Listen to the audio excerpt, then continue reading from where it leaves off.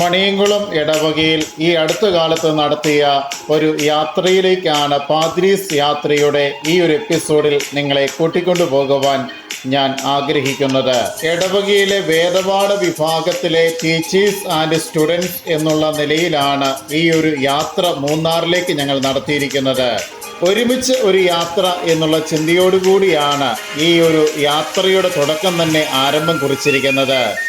സൗഹൃദം, കൂട്ടായ്മ എന്നിവയൊക്കെ ഒരു പടി കൂടി ഊട്ടി ഉറപ്പിക്കുക എന്ന നിർദ്ദേശത്തോടുകൂടി ഈ ഒരു മൂന്നാൾ യാത്ര ഞങ്ങൾ ആരംഭിക്കുകയായിരുന്നു.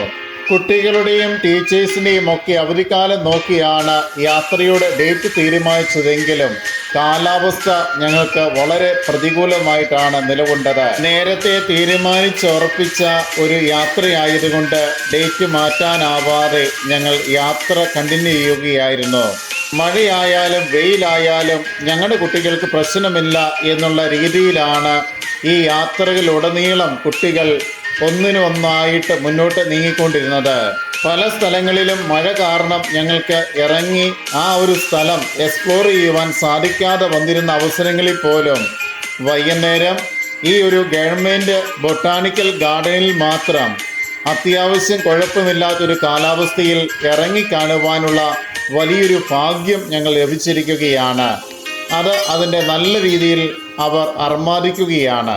ഒരു സ്ഥലമെങ്കിൽ ഒരു സ്ഥലം അത് പൂർണ്ണമായിട്ട് കാണണം എന്നുള്ള ദേശത്തോടു കൂടി എല്ലാ സ്ഥലങ്ങളിലേക്കും അവർ കടന്നു ചെല്ലുകയാണ്. മൊത്തത്തിൽ നോക്കുകയാണെങ്കിൽ മനോഹരമായ പൂക്കൾ കൊണ്ടും പച്ചപ്പ് കൊണ്ടും ഒക്കെ നിറഞ്ഞു നിൽക്കുന്ന നല്ല പ്രദേശം, ഏക്കർ കണക്കിന് സ്ഥലം, അവിടെയെല്ലാം മനോഹരമായ രീതിയിൽ ഗാർഡൻ ഒരുക്കിയിരിക്കുകയാണ്. കാഴ്ചകൾക്ക് ഏറെ ഇമ്പം പകരുന്ന രീതിയിലുള്ള മനോഹരമായ കാഴ്ചകളാണ് ഈ ഒരു ഗാർഡനിൽ ഞങ്ങളെ കാത്തിരുന്നത്. മൂന്നാറിലൂടെയുള്ള ഞങ്ങളുടെ യാത്രയുടെ അവസാന ഡെസ്റ്റിനേഷൻ ആയിരുന്നു ഈ ഒരു ഗാർഡൻ എന്ന് പറയുന്നത്. എങ്കിലും ഞങ്ങളെ നിരാശരാക്കാതെ അത്യാവശ്യം കുഴപ്പമില്ലാത്ത ഈ കാലാവസ്ഥയിൽ ഈ ഒരു ഗാർഡനിലൂടെ മുഴുവൻ നടന്നു കാണുവാനുള്ള വലിയൊരു ഭാഗ്യം ഞങ്ങളെ തേടി വന്നിരിക്കുകയായിരുന്നു. നിറഞ്ഞു നിൽക്കുന്ന പൂക്കളുടെ അകമ്പടിയോടുകൂടിയാണ് ഈ ഒരു ഗാർഡനിലേക്ക് ഞങ്ങൾ പ്രവേശിച്ചിരിക്കുന്നത്. നല്ല രീതിയിൽ ഈ ഗാർഡൻ ആകമാനം മെയിൻറ്റെയിൻ ചെയ്യുന്നുണ്ട് എന്നുള്ള കാര്യം കൂടി എടുത്തു പറയുവാൻ ഞാൻ ആഗ്രഹിക്കുകയാണ്.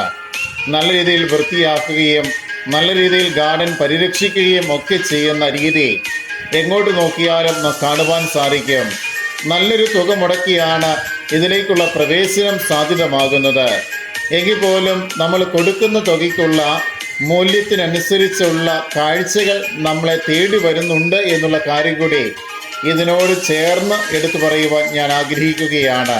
കുടുംബാംഗങ്ങളോടൊപ്പം ഒരുമിച്ച് വരുന്നവർക്ക് ഉല്ലാസപൂർവ്വം സമയം ചെലവഴിക്കാൻ പറ്റിയ രീതിയിലുള്ള ഒത്തിരിയേറെ കാര്യങ്ങൾ ഈ ഒരു ഗാർഡനുള്ളിൽ തന്നെ നമുക്ക് കാണുവാൻ സാധിക്കും. വെറുതെ പൂക്കൾ കൊണ്ട് മാത്രം നിറഞ്ഞു നിൽക്കുന്ന ഒരു ഗാർഡൻ എന്നതിനേക്കാളൊക്കെ അപ്പുറമായിട്ട് ഉല്ലാസപൂർവം ഈ പൂക്കളെ നോക്കിക്കാണുവാനും സമയം ചെലവഴിക്കുവാനും നല്ല രീതിയിലുള്ള ഇരിപ്പിടങ്ങളും കാഴ്ചകൾക്ക് പറ്റിയ രീതിയിലുള്ള സംവിധാനങ്ങളുമൊക്കെ ഇവിടെ ഒരുക്കിയിട്ടുണ്ട്. അതൊക്കെ ആസ്വദിച്ചുകൊണ്ട് മണിക്കൂറുകൾ ഈ ഒരു ഗാർഡനിൽ ചെലവഴിക്കുവാൻ സാധിക്കും എന്നുള്ളതാണ് ഈ ഒരു ഗവൺമെൻറ് ഗാർഡൻ്റെ ഏറ്റവും വലിയ പ്രത്യേകത എന്ന് പറയുന്നത്. ഈ അടുത്ത കാലത്തായിട്ട് കേരളത്തിൽ ഫേമസ് ആയ ഗ്ലാസ് ബ്രിഡ്ജും നമുക്ക് ഈ ഒരു ഭാഗത്ത് കാണുവാൻ സാധിക്കും. അങ്ങനെ മൊത്തത്തിൽ നല്ല ഒരു അറ്റ്മോസ്ഫിയർ ഈ ഒരു ഭാഗത്ത് നമ്മെ തേടി വരുന്നുണ്ട് എന്നുള്ള കാര്യത്തിൽ യാതൊരു സംശയമില്ല. ഏകദേശം 2 മണിക്കൂർ ദൈർഘ്യത്തിലാണ് ഈ ഗാർഡൻ മുഴുവനും ആകമാനം ഒരു വീക്ഷണം നടത്തുവാനും ഏതാനും വീഡിയോകൾ ചിത്രീകരിക്കുവാനും ഒക്കെ എനിക്ക് സാധിച്ചിരിക്കുന്നത്. ഏകദേശം ഫാമിലിയൊക്കെ ആയിട്ട് വരികയാണെങ്കിൽ 3 മണിക്കൂർ സമയം പോലും നമുക്ക് യഥേഷ്ടം ഈ ഒരു ഗാർഡനിൽ ചെലവഴിക്കുവാൻ സാധിക്കും. കുട്ടികൾക്ക് ഇഷ്ടപ്പെടുന്ന രീതിയിലുള്ള ഒത്തിരിയേറെ കാര്യങ്ങൾ ഈ ഒരു ഗാർഡനുള്ളിൽ അവർക്കായി സജ്ജീകരിച്ചിട്ടുണ്ട്. ആർട്ടിഫിഷ്യലായിട്ട് നിർമ്മിച്ചിരിക്കുന്ന ഈ ഒരു ആന പോലും ഏറെ കൗതുകമുണർത്തുന്നതാണ്. എന്നെ അതിശയിപ്പിച്ച ഏറ്റവും വലിയ ഘടകമെന്ന് പറയുന്നത് ഒറിജിനൽ ആനയോട് കിടപിടിക്കുന്ന രീതിയിലുള്ള നല്ല ഒരു ആർട്ടിഫിഷ്യൽ ആനയാണ് ഇവിടെ നമുക്ക് കാണുവാൻ സാധിക്കുന്നത്. അതിൻ്റെ മുമ്പിൽ നിന്ന് ഫോട്ടോ എടുക്കുന്ന ധാരാളം ആളുകളെ കാണുവാൻ സാധിക്കും. കേരളക്കാർ മാത്രമല്ല, തമിഴ്നാട്ടിൽ നിന്നും ഒപ്പം വിദേശങ്ങളിൽ നിന്നും മറ്റ് ഭാരതത്തിൻ്റെ വിവിധ ഭാഗങ്ങളിൽ നിന്നുള്ള സ്റ്റേറ്റുകളിൽ നിന്നുമൊക്കെ ഈ ഒരു ഗാർഡനിലേക്ക് ആളുകൾ എത്തിച്ചേരുന്നത് കാണുവാൻ സാധിക്കും. കാരണം ധാരാളം ഹിന്ദി സംസാരിക്കുന്ന ആളുകളെ കണ്ടുമുട്ടുവാൻ ഇടവന്നിട്ടുണ്ട്. അവർക്ക് വേണ്ടി ഫോട്ടോ എടുത്തു കൊടുക്കുന്ന അവസരത്തിൽ പഴയ ഹിന്ദിയൊക്കെ ഒന്ന് അയവിറക്കുവാനും ഊട്ടിയുറപ്പിക്കുവാനും സാധിച്ച നല്ല നിമിഷങ്ങൾ ഞാൻ ഇപ്പോഴും ഓർത്തു പോവുകയാണ്.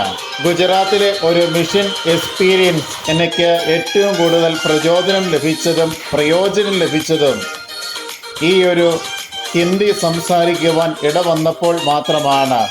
അവർ ഫോട്ടോ എടുക്കുവാൻ വേണ്ടിയിട്ട് ഏതാനും കാര്യങ്ങൾ ഹിന്ദിയിൽ സംസാരിച്ചു കഴിഞ്ഞപ്പോൾ ഹിന്ദി അറിയാവുന്ന ഒരു വ്യക്തിയെ കണ്ടുമുട്ടിയ ആ ഒരു വലിയ സന്തോഷം അവരുടെ മുഖത്ത് നിന്ന് ഞാൻ വായിച്ച് അറിയുകയായിരുന്നു.